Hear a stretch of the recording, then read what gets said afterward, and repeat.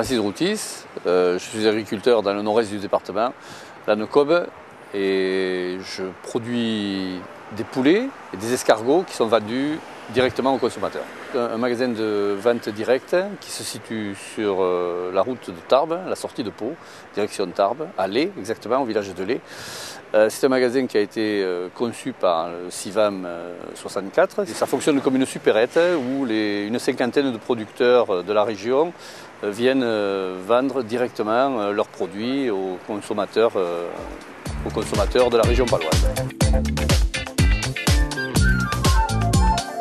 D'abord, c'est un outil pratique pour nous qui sommes des producteurs un petit peu éloignés du centre-ville de Pau. C'est un point où on peut donner rendez-vous à nos consommateurs de la région paloise sans qu'ils soient obligés de venir chercher les produits dans nos fermes. Aujourd'hui, je crois qu'il remplit complètement la fonction pour laquelle il a été créé, c'est-à-dire offrir aux gens de la région paloise la possibilité de venir chercher du produit fermier.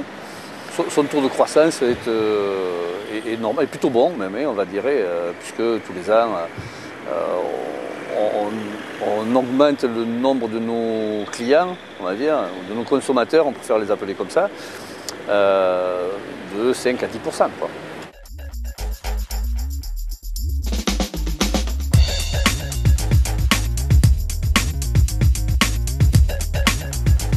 Le 21 mars 2008, le Palais Beaumont a accueilli les professionnels et les entreprises du pôle Aerospace Valley autour du programme fédérateur Mozart.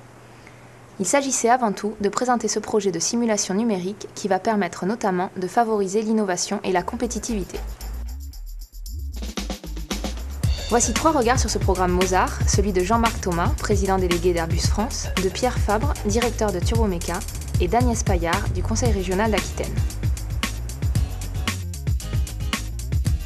Le projet Mozart, ça doit être demain la plateforme connue et reconnue, aussi bien au niveau régional, national, pour participer à ce qu'on appelle la conception partagée. Et donc, quelque part, il est important que chacun des grands donneurs d'ordre ayant ses approches des problèmes, l'implication de tous les partenaires, moyens ou petits, les PME, les PMI, ne pourra se faire que si on, quelque part, standardise les moyens d'accès pour travailler en co-design, comme on dit.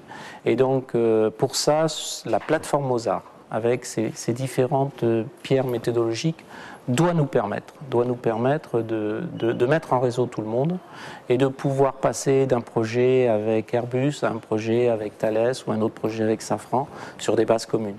Et donc faciliter l'accès et derrière l'efficacité de tout notre tissu industriel.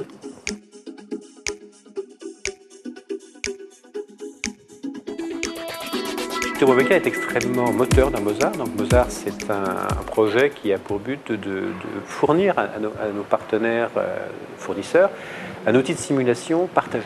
Et donc ce que nous cherchons, c'est avoir à disposition de nos partenaires les données que nous avons besoin de leur confier. On a absolument besoin d'échanger, ça c'est le premier souci.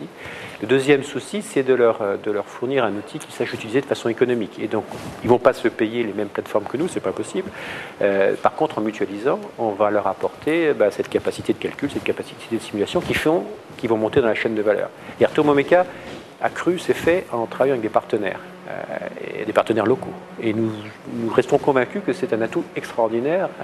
C'est une des choses qui fait la force de notre société. Donc, si nos partenaires restent uniquement des partenaires de fabrication, jamais ils ne pourront être compétitifs par rapport à des solutions à bas coût. Par contre, si on arrive à les aider à monter dans la chaîne de valeur, que ce soit en capacité de production, que ce soit en capacité de gestion de production, que ce soit en capacité de conception, là, ils vont nous apporter ce que nous attendons d'eux et on pourra continuer à travailler ensemble.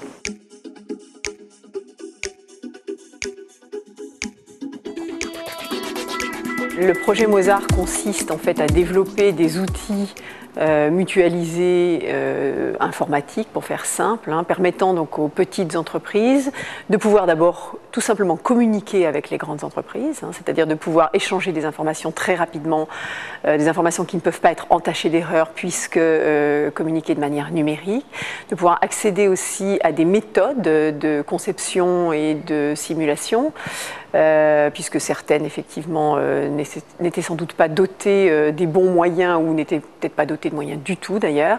Donc ça va permettre de développer un réseau d'entreprises tout à fait équipées pour pouvoir rentrer dans cette chaîne, ce qu'on appelle la supply chain, la chaîne des fournisseurs.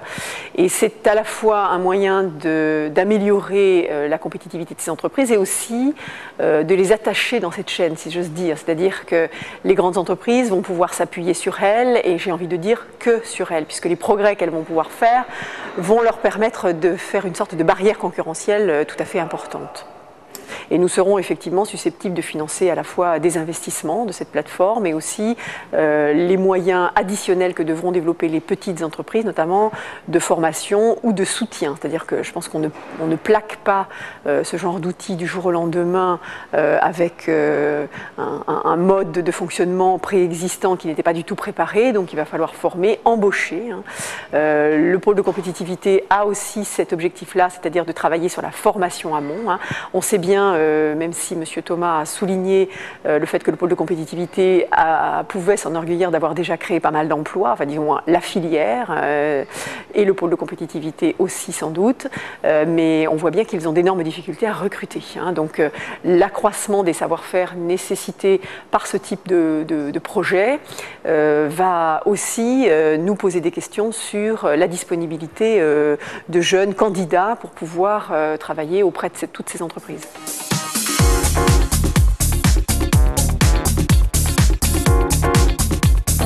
En Aquitaine, il y a un pôle de compétitivité qui s'appelle Avenia. Avenia veut dire avenir, énergie et environnement. Les pôles de compétitivité sont créés par le ministère de l'Industrie il y a quelques années pour renforcer le lien entre la recherche et l'industrie. Ça veut dire, dans un pôle de compétitivité, on retrouve des chercheurs, comme ici l'Université de Pau, et des entreprises qui sont intéressées par les innovations industrielles. Avenia connaît 3 thèmes importants dans son pôle. Le premier thème qui touche beaucoup la ville de Pau, ce sont les géosciences, l'exploration et exploitation du sous-sol. Par exemple, ça peut être trouver plus de pétrole, mais aussi stocker du CO2, des projets géothermiques, le forage, etc. Le deuxième grand thème, ce sont les bioénergies. Et Prébiom, le projet du pré-traitement de la biomasse, fait partie des grands projets en Avenia. Et le troisième volet est les matériaux pour l'énergie, parce que quand on va utiliser des énergies nouvelles, il faut quand même des matériaux spécifiques pour les appareils et les installations qui vont produire et utiliser cette énergie nouvelle. Parmi les projets bioénergie, il y a des projets qui touchent aussi la méthanisation, ça veut dire gazifier naturellement la biomasse et en produire un gaz comme un gaz de ville, le CH4. Il y a un grand projet en cours de développement nord de Pau, SQBS, et pour ce projet-là, le pôle Avenia va contribuer dans une façon assez originale. On va essayer de créer un centre de formation pour former les techniciens de ce type d'installation, une formation qui n'existe pas encore en France. Le projet attend actuellement le permis de construire. Ça veut dire bientôt on va construire l'installation et dès que l'installation a été finalisée, en 2009 probablement, on peut commencer à créer ce centre de formation.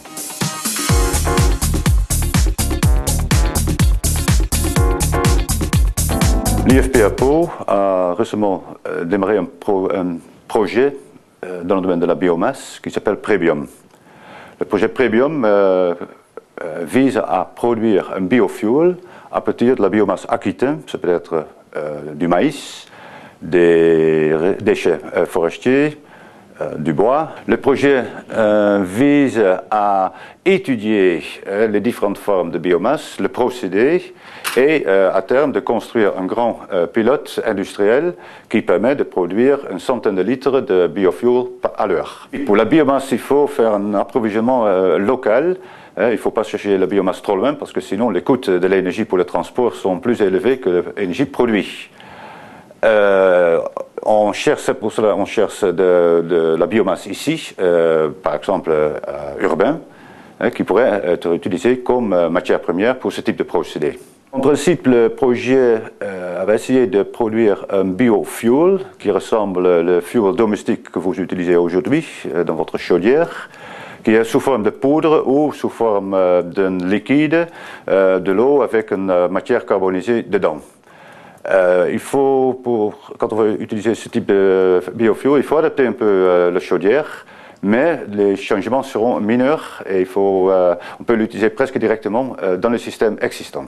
Le projet a démarré ce mois-ci et va durer 3 ans, avec l'étude, bien sûr, de la ressource, la construction d'un pilote laboratoire, les tests qui vont durer 1 an et demi, avec les biomasses différentes qui sont fournies par les coopératives agricoles, forestiers et l'Institut de végétal qui est à Nord de Pau.